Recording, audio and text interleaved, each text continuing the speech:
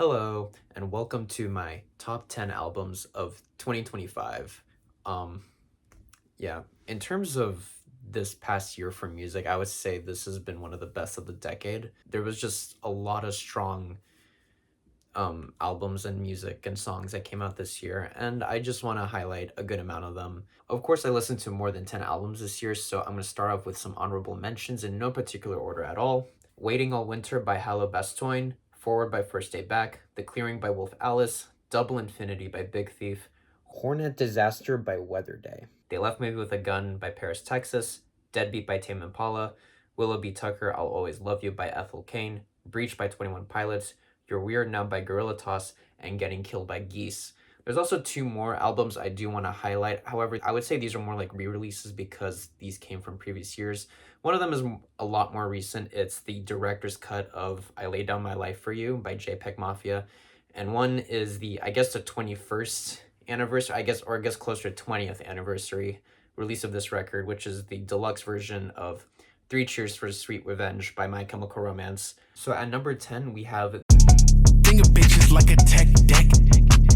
Superman, her pussy ball. They Left Me With the Sword by Paris, Texas. Now, I know this is more of an EP, and I also just mentioned They Left Me With a Gun, which is basically the companion piece to this record. But honestly, for something that's as short as 8 tracks in 20 minutes, this is really fucking great. The production is so crisp and you can hear every single detail while everything going around sound-wise is either very experimental or very chaotic. And also, this is an album that is a perfect definition of short but sweet.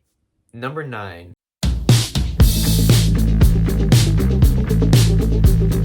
The Viagra Boys album that came out this year, I would say is probably my favorite of theirs that I've heard so far. This is an excellent follow-up to their last album, which basically adds more dance and just more catchiness and fun to their sound. And this is just such a fun album to listen to, and probably my favorite punk record of the decade so far. Number 8 is You Ain't Never Been in Skate Town. God Does Like Ugly by JID.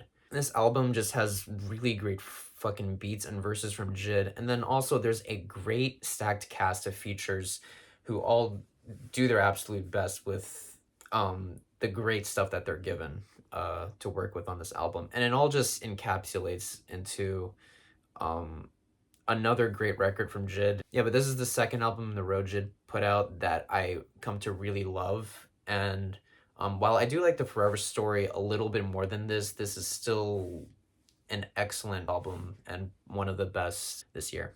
At number 7, we have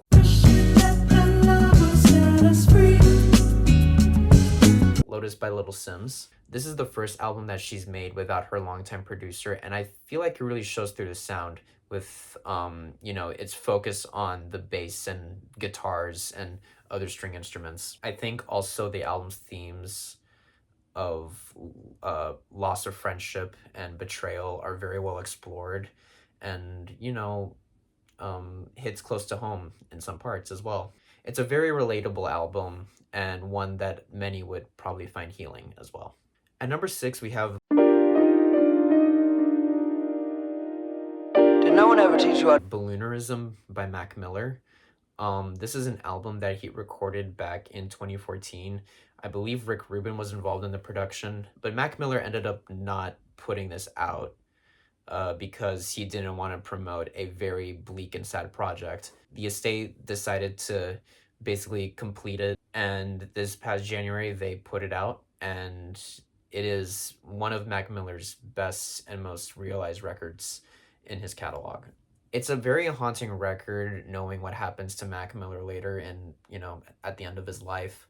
And it does make it a little bit of a difficult listen on an emotional level, but on a musical level, it's insanely beautiful. There's also tracks with, the stories that Mac Miller has. And by the end of it, it turns into this really weird, but very special and also very dark experience. And it's one of Mac Miller's best albums yet. All right, so number 5 is going to be a little bit of a controversial one.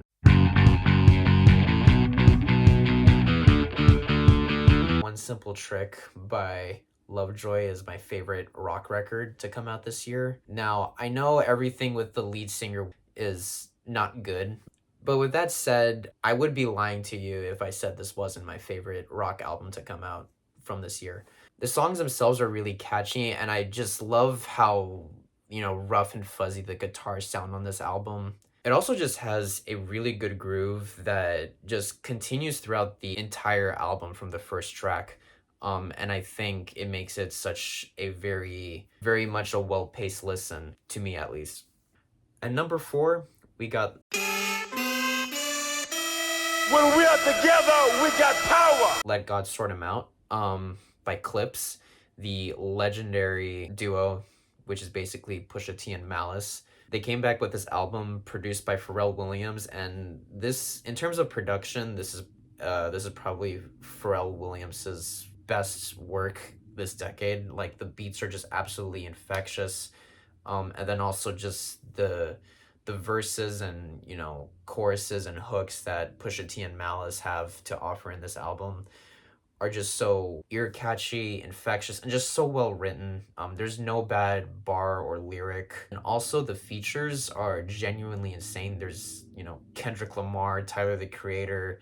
There's like 3 or 4 Pharrell Williams features on here. It's a rap record that will definitely be considered a classic in the near future. Well, now we're getting to the top 3.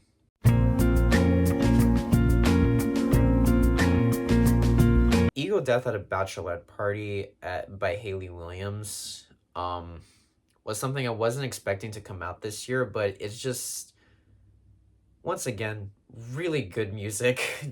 Just, I think the instrumentation and production, at least for a project Hayley Williams is in, is that it's probably most experimental, while the lyrics are just straight up very vulnerable and at some points even just brutally honest. I don't know what else to say that hasn't been said about this album other than go listen to it. It's just one of the best of the year. All right, so at number 2, we got It's that Eastside Hot Dog Raw Down El Segundo, the PCA shit. Don't Tap the Glass by Tyler the Creator.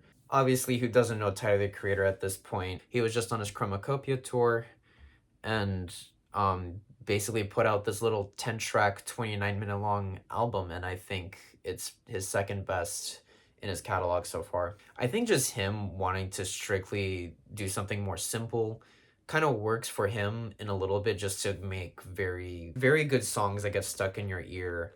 And I know he said that like he doesn't want to do anything like something as deep as Chromacopia or as Flower Boy, which this album isn't, but I feel like this album still goes emotionally deeper than at least it was sold to me as a fan from Tyler, I guess, when the album was being rolled out and it was just, oh, it's a dance album.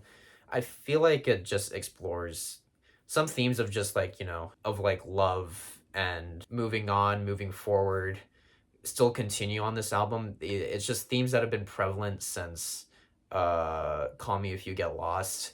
And I feel like it just basically is continuing the Tyler the Creator story. Yeah, it's a near perfect record. But you want to know what is a perfect record? It's my number 1.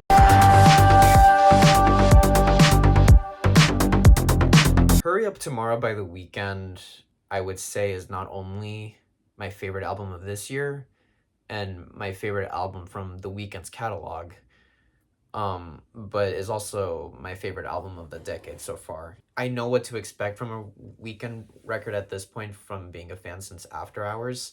80 synths, crazy production. This has probably the most features out of this recent trilogy.